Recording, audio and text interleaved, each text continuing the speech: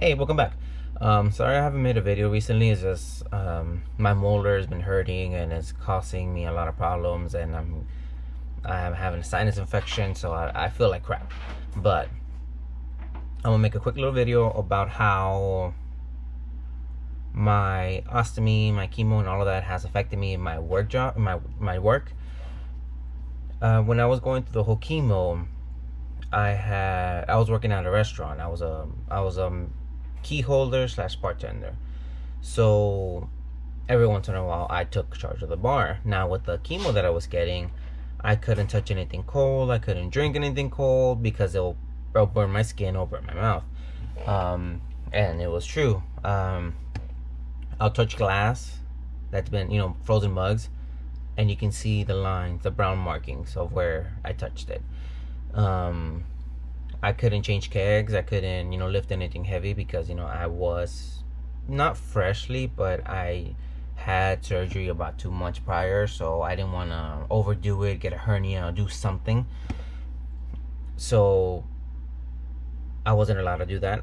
Now, I told my employer, and my employer was very supportive of it. Like, even my general manager went to go visit me at the hospital. I kind of scared him away, but he visited me at the hospital when this whole thing started. And he was there down the line, everything, until I got cleared to go back to work, because you do have to get cleared. And even then, he made sure that I had all the accommodations that I needed, that I wasn't feeling rushed, that I wasn't feeling that, oh, I have to do this now. No, it wasn't anything like that.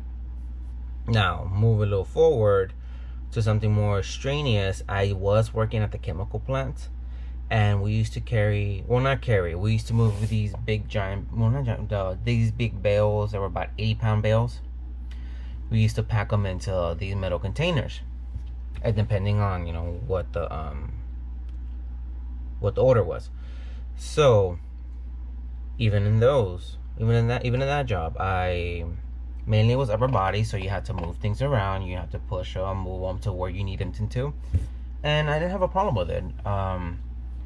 I even talked to that employer, and I mentioned to them as I started my training, I told them, if you see me touch here, if you see me move here, don't think anything's wrong with me. It's just, my ostomy, it gets cut off from my belt line. So the stoma's up here, my belt is right here, so anything that comes out gets stuck on the top. And I feel it because you feel some pressure. So what I would do is I would lift up my pants a little bit so everything will go down to the bottom of the bag. And I explained it to them. They took it a little serious. They took me to their personal doctor. They reevaluated me as well, made sure that I was able to do this, do that. And once that doctor cleared me too, and they were like, okay, you're fine. Anything, just let us know. They always kept an eye on me. They made sure I was fine. But I mean, I never gave them problems, and I never really complained because I built up that endurance. I was pushing the bales, I was building the metal boxes that they needed to be done. But again, I make sure I communicated with my employers. Now, fast forward to now, I work as a restaurant manager, and I have to pull pounds of food. And it's not like I have to drag them by myself. No, I pull them by a cart. But sometimes we get 100 pounds of steak, plus pounds of cheese, queso, pounds of beans, and all this.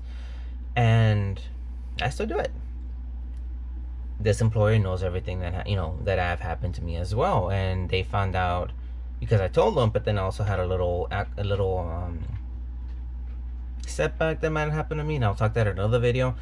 But they know as well, and they accommodate me. They make sure that I'm fine, make sure that I have everything I need, and that I don't strain myself.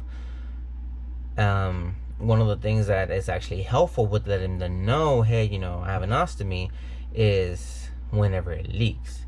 I've had instances where on each of the previous jobs, my ostomy has leaked, and now I've gotten so comfortable that I don't need my little extra bags, and I just quickly go and get, I know what I need to do.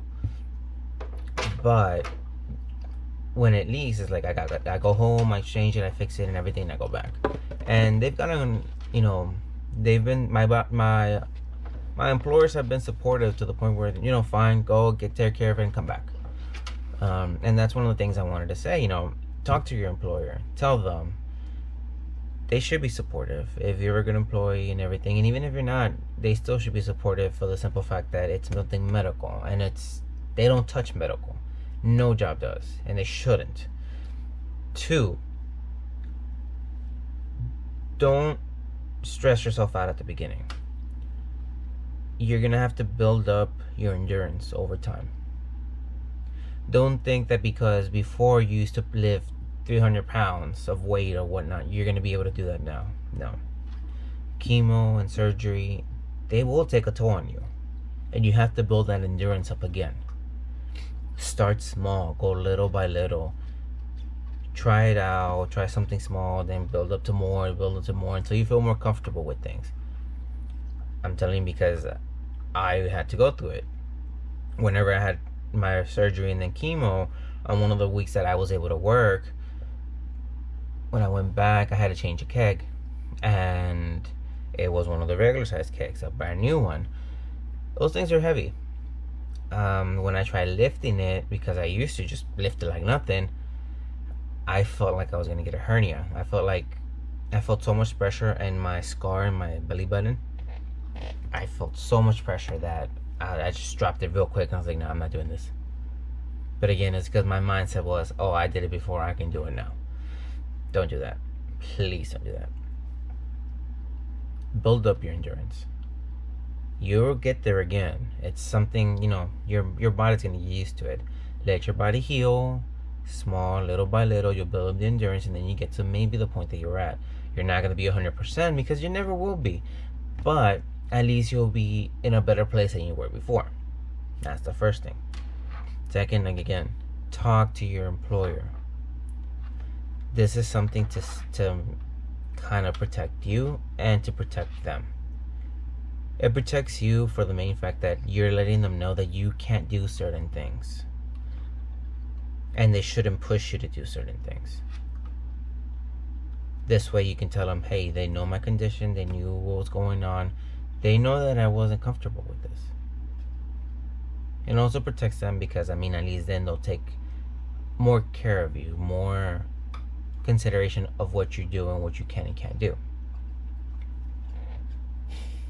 Sorry, my dog's right here playing with it. Hey.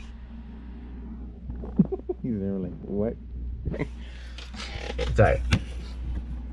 But yeah, it gives them, and also gives a good communication between both of y'all, because now they'll be able to ask you things like, hey, can you do this, can you do that, or maybe sometimes you just need somebody to talk to about something, But yeah, that's how this affected me, my job.